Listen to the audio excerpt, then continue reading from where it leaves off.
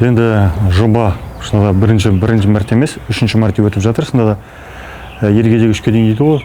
Осында қазіргі енді коронавирус пандемиясында айтыру шектеуінен жасамай, осы Қазақстан жерінде, республикасында оқып жатқан шетелдік қазақтардың басын қосу, ол деген бір үлкен игі іс шара, жұмыс.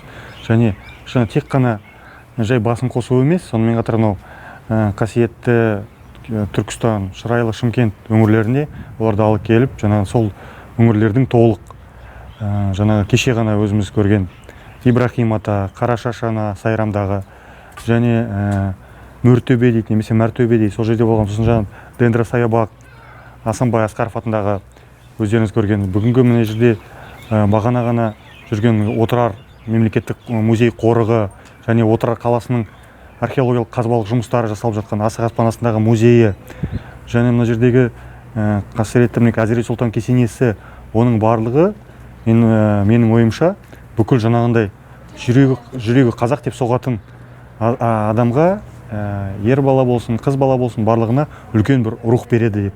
Және еліміздің, осы кең байтақ еліміздің әлемде тоғызыншы орын алатын қазақ елінің осындай керемет жерлері, ол біздің енді қазіргі шетелде тұрып жатқан қазақтарымызды бізбен бір кіндік кескендей болып бізді біріктіреді.